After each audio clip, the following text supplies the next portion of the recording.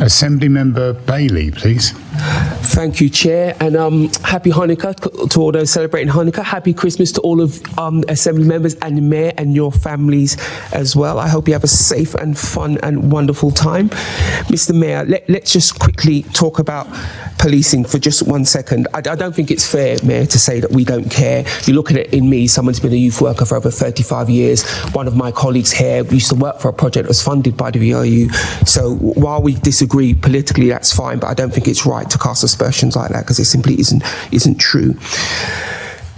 Mayor, the police commissioner made it quite clear that the funding gap was £450 million that he would need to provide the services that he's been asked to provide by you, us and everybody else. Can you confirm to me that you've made it your New Year's resolution to ask the government for that amount of money to fill that gap? Have you done that? Well, can I wish Lord Bailey, you and your family a very happy Christmas and a really peaceful New Year.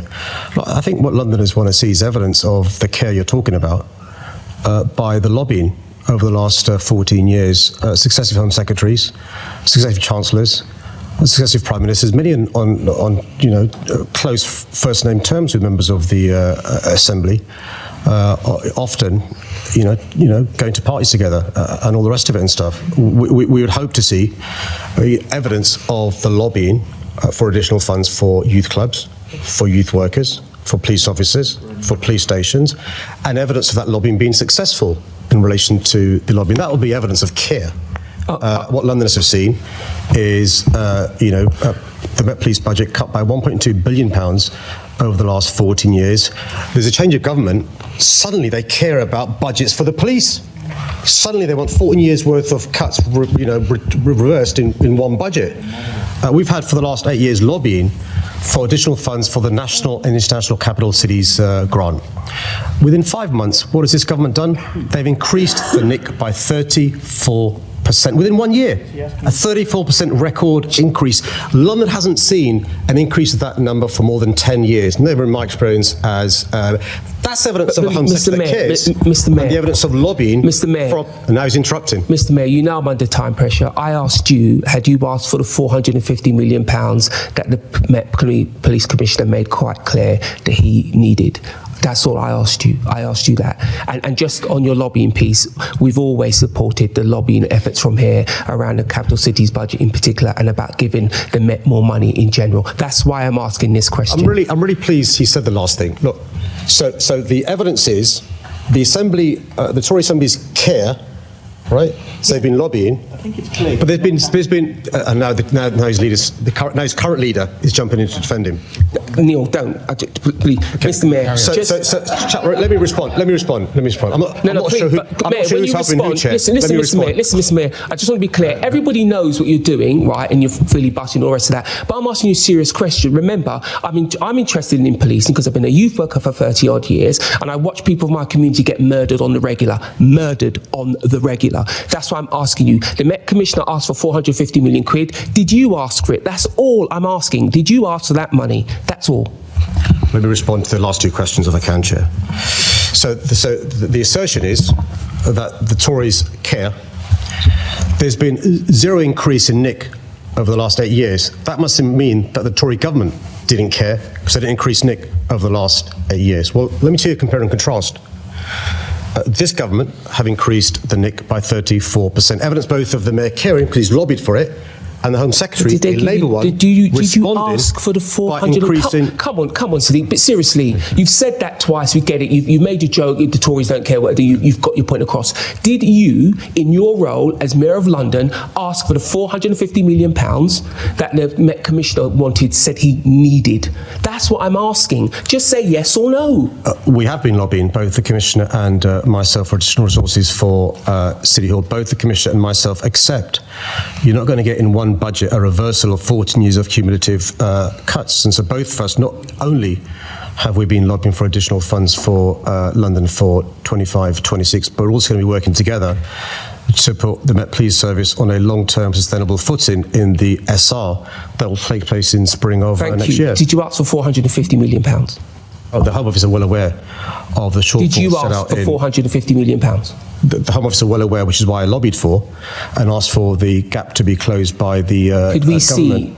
any correspondence you had asking for that amount of money, or any amount? I'm more than happy, Chair, for any correspondence that's normally made public to be made public. Thank you very much, Mr. Mayor. Let's move on. Let's talk about housing. Another New Year's resolution that I really hope that you can fulfil. You regularly, for years, asked the previous government for £4.9 billion annually extra for your funding budget. They eventually gave you 8.82 in funding over the last period. Have you asked the current government for that amount of money? Of course not. I think the member may be conflating the budget and the SR. Let me just explain to him the way it works. No, please don't. I'm not conflating either of those things. I do not want you to answer. I want you. Let me make the question simple. Please, yeah. I'll make it simple. I'm not very bright. Make it simple. Assembly member. Have you asked your government for £4.9 billion for housing annually? Have you? Yes or no? Okay, let me take him through it. So the way it works, Chair, you have budgets every year, and then you have a multi-year announcement from the government around the comprehensive spending review. So this government was elected in July last year, and they had a budget for 1 year for 25-26 announced. The Affordable Homes Programme that I think he's referring to, but I'm not sure. The Affordable Homes Programme is for a number of years, and we've had 2 of those because I've been in mayor for a number of years. Now, the Affordable Homes Programme isn't announced until later on next year.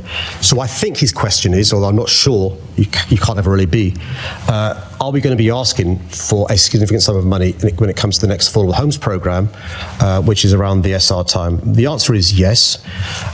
And the good news is, notwithstanding the SR some time away, in this year we've got an additional £100 million that we weren't expecting that goes into the Affordable Homes Programme 2021 to 2026. That's £100 million we weren't expecting.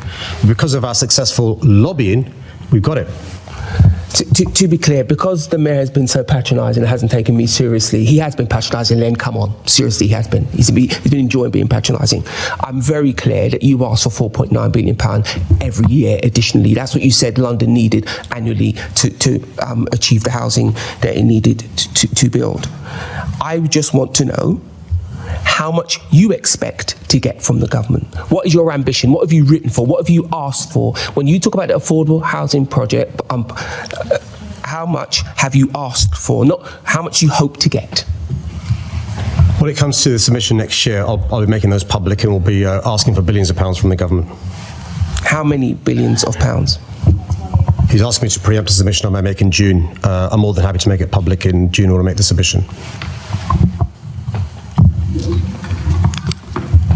Look, housing is our biggest challenge apart from crime. We just want a clear answer for you. We want to know that you have the ambition. You constantly badger our government for money. Fair enough, I get it, it's your job. But we are worried now that you're not going to stand up for London because you don't want to embarrass the government because they won't give you as much as you used to ask for. So are you going to ask the question, are you going to ask for the same amount that you've always asked for to achieve the kind of housing numbers we need in London? Or are you going to not represent London, not stand up for London and ask for less? Well, the thesis of his question would make more sense as a New Year's resolution. Thank you, Assembly Member. I think lots of mulled wine's been drunk this morning, Chair. I think the thesis of his question would make more sense had we had nothing from the government in the last 5 months when it comes to housing. When it comes to housing alone, we've had the green light on more than 300 homes at Cockfosters Station, paused by the previous government. We've had a top-up of the Affordable Homes Programme of £100 million. We've had the Secretary of State lifting the restrictions placed on the previous London plan. Sorry, Mr. We've had an assurance that the infrastructure levy is so important. I'm going to have to interrupt you because my time. It's going to be removed. I need to end there. I'm sure we can pick this up in paperwork afterwards. Thank you, Chair.